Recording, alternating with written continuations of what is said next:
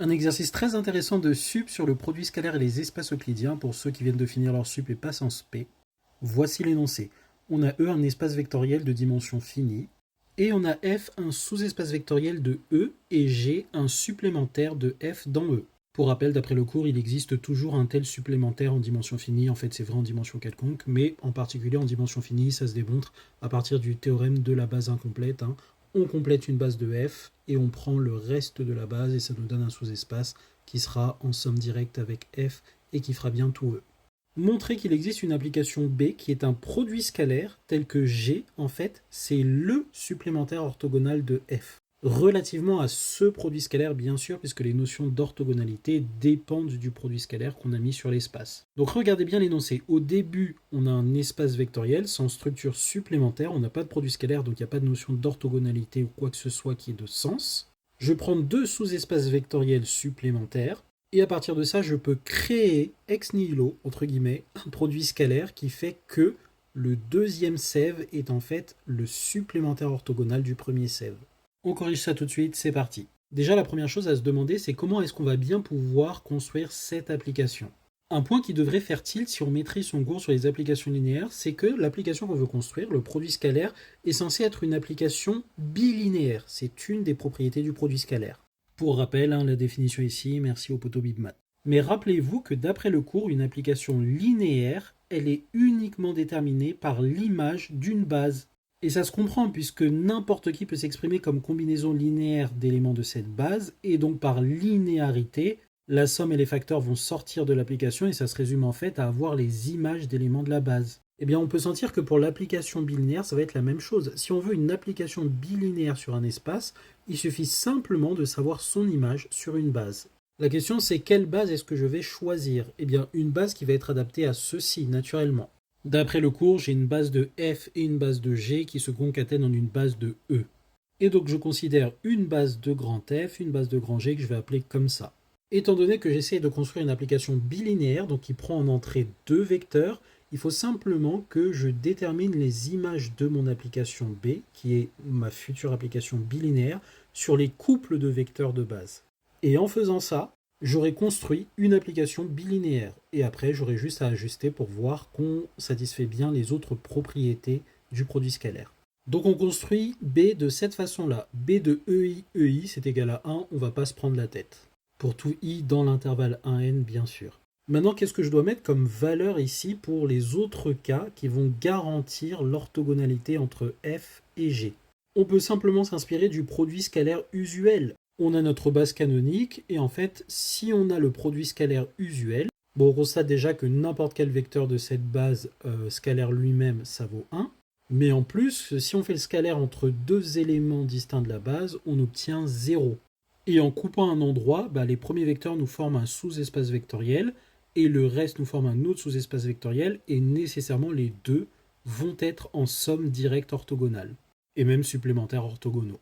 Donc en fait, pas besoin de se prendre la tête, on impose juste 0 pour la valeur de B en EI-EJ dès que I est différent de J. Et là, j'ai bien construit une application bilinéaire. Pourquoi? Parce que quel que soit x dans E, il existe un unique énuplet de réel tel que x est égal à la somme de 1 à n des lambda k ek, où ek c'est ma base du début. La concaténation de BF et BG. Merci pour le compliment. Et donc, soit x et y dans E, j'ai que b de xy, ça va être égal à ceci. Ça, c'est l'écriture unique de y, celle-ci de x.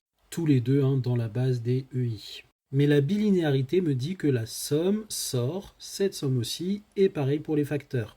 Et donc, c'est comme ça que je définis mon application B en x et y, comme cette double somme avec ces valeurs-là, qui sont uniques, et qui bien sûr existent, puisque x et y se décomposent de manière unique dans la base, B de EI-EJ que j'ai défini plus haut. Donc telle quelle, mon application est bien définie et elle est par construction bilinéaire. Le poteau BibMath va nous dire si on vérifie les autres propriétés. Est-ce qu'on a la symétrie? Autrement dit, est-ce que B de XY est égal B de YX? On refait la même chose, sauf que là les sommes sont inversées. On sort les doubles sommes et les coefficients et on a B de EI-EJ. Dans le premier cas et dans le deuxième cas, B de EJ-EI. Ici, les doubles sommes ne changent rien, puisque les indices ne dépendent pas les uns des autres, donc je peux commencer en I, puis en J, ou en J, puis en I, et pareil ici, le produit est commutatif. Donc ça va dépendre de BEI, EJ. Mais avec la définition que j'ai posée, on a bien évidemment symétrie. B de EI, EI, c'est égal à B de EI, EI quand j'ai changé, qui est toujours égal à 1. Et B de EI, EJ, quand c'est différent, c'est aussi B égal à B de EJ, EI, qui vaut toujours 0. Et donc on a bien que ceci vaut B de EJ, EI, peu importe les cas, et donc que toute cette somme-là, en refaisant la bilinéarité, est égale à B de YX. On a donc B de XY est égal à B de YX. Autre propriété, pour tout U dans E, on veut que l'application en UU soit supérieure ou égale à 0, avec égalité si et seulement si on est égal à 0. Let's go pour le calcul de BXX, donc j'ai ces sommes-là, j'écris les sommes en mode flemmard, mais on sait que ça va de 1 à n, lambda I, lambda J, B de EI, EJ. Mais rappelez-vous que dans la définition qu'on a posée, on a 0 dès que I est différent de J, et on a 1 quand I égale J.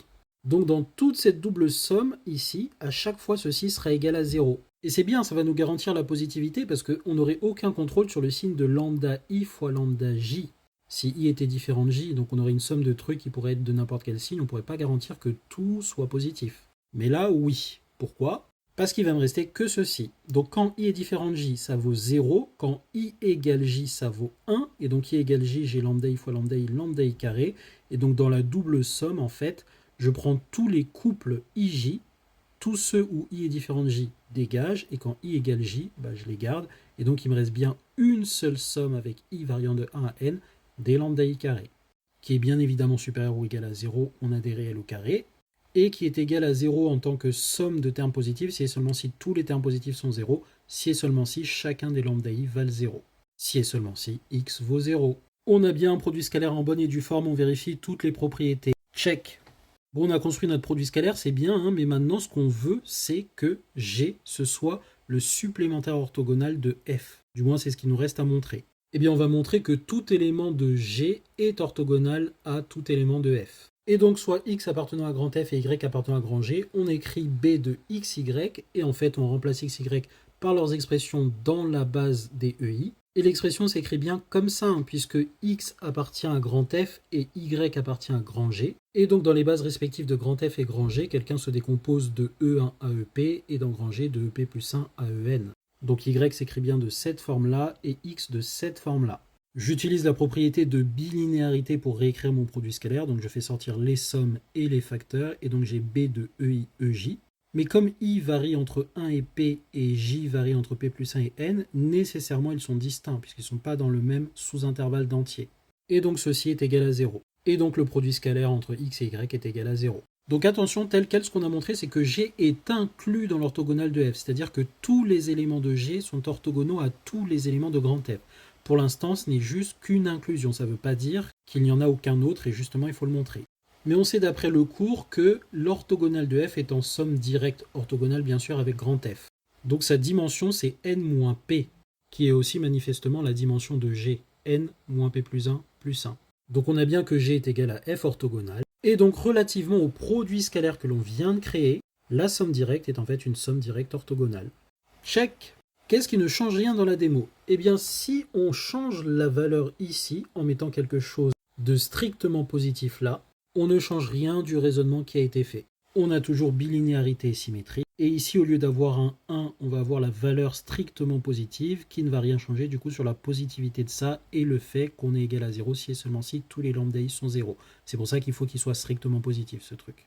Et on peut en fait se demander est-ce la seule façon de construire un produit scalaire qui vérifie ce qui est demandé dans l'énoncé ? Et la réponse est oui.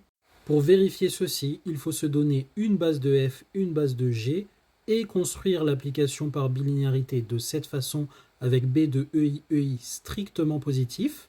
Et on peut montrer qu'on a décrit l'ensemble de tous les produits scalaires possibles et imaginables qui sont tels que G, c'est l'orthogonale de F. Je te laisse démontrer ça en com, qu'il n'y a pas d'autres produits scalaires qui vérifient ces conditions-là. Voilà, n'hésite pas à poser des questions en commentaire si jamais quelque chose n'est pas clair ou si tu veux que je détaille. Bisous!